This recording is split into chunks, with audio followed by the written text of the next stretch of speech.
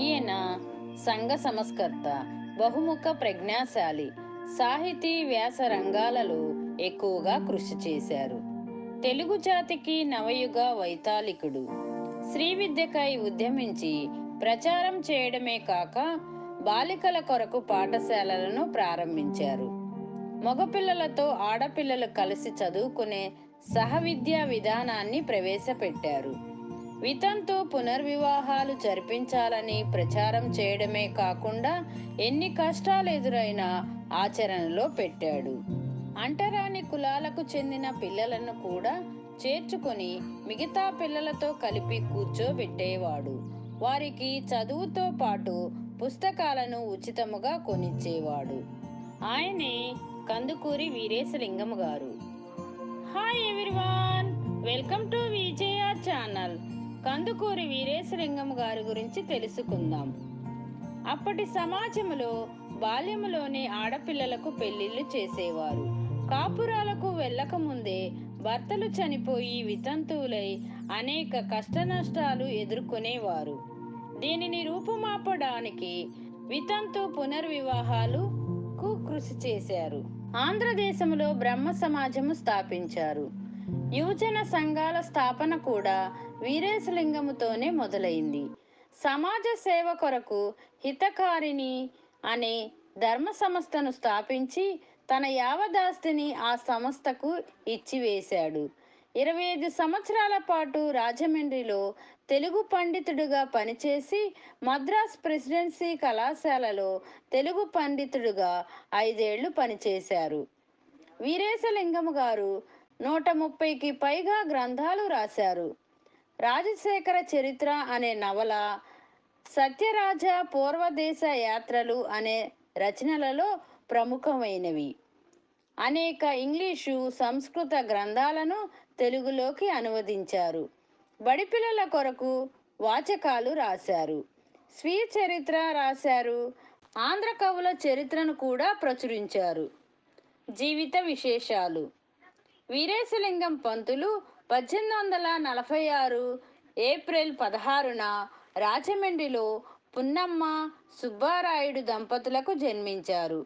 వీరి పూర్వీకులు ఇప్పటి ప్రకాశం జిల్లాలోని కందుకూరు గ్రామము నుండి రాజమండ్రికి వలస వెళ్లడం వలన వారికి ఈ ఇంటి పేరు స్థిరపడింది. వీరేశలింగానికి 4 ఏళ్ల వయసులో తండ్రి చనిపోయాడు. పెద్ద తండ్రి నాయనమ్మల పెంపకములో అల్లారు ముద్దుగా పెరిగారు. 5వ ఏట బడిలో చేరి బాలరామాయణము, ఆంధ్రనామ సంగ్రహము, అమరము, రుక్మిణీ కళ్యాణము, సుమతీ శతకము, కృష్ణ శతకము మొదలగు నేర్చుకున్నారు. 12వ ఏట రాజమండ్రి ప్రభుత్వ పాఠశాలలో ఇంగ్లీష్ చదువులో చేరాడు. చిన్నప్పటి నుండి అన్ని తరగతుల్లోనూ ప్రథమ శ్రేణిలోనే ఉండేవారు.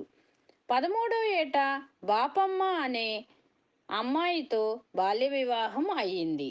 పెరిగి పెద్దయ్యాక వీరేశలింగం ఇటువంటి దురాచారాల నిర్మూలనకై కృషి చేశారు. చదువుకునే రోజుల్లో కేశవ చంద్రసేన్ రాసిన పుస్తకాలు చదివి ప్రభావితుడయ్యారు. 1867లో పెదనాన్న మరణముతో ప్రభుత్వ ఉద్యోగములో చేరాలని ప్రయత్నించారు. కానీ లంచం ఇవ్వనిదే ఉద్యోగం రాదని తెలిసి ప్రభుత్వ ఉద్యోగం చేయకూడదని నిశ్చయించుకున్నాడు. న్యాయవాద పరీక్ష రాసి న్యాయవాద వృత్తి చేపడదామని భావించిన అందులోనూ అవినీతి ప్రబలముగా ఉందని, అబద్ధాలు ఆడడం వంటివి తప్పనిసరి అని గ్రహించి అది కూడా మానుకున్నారు. ఉపాధ్యాయ వృత్తిని స్వీకరించాడు. సమాజంలోని దురాచారాలపై తన భావాలను వ్యాప్తి చేయడానికి 1874లో అక్టోబరులో వివేకవర్ధిని అనే పత్రికను ప్రారంభించారు. ఆశవర్ధిని అనే పత్రికను కూడా ప్రారంభించారు.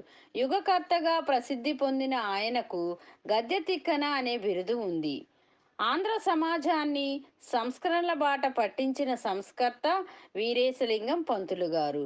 1919 మే 27న మరణించారు.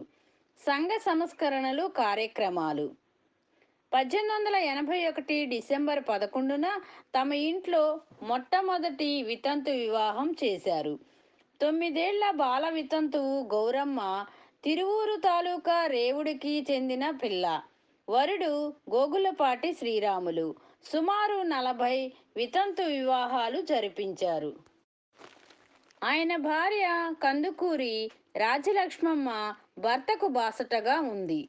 వంటవాళ్ళు నీళ్లవాళ్ళు వారి ఇంటికి రావడానికి నిరాకరించినప్పుడు రాజలక్ష్మమ్మ స్వయముగా గోదావరికి వెళ్ళి నీళ్లు తెచ్చి పెళ్లివారికి వంట చేసి పెట్టింది.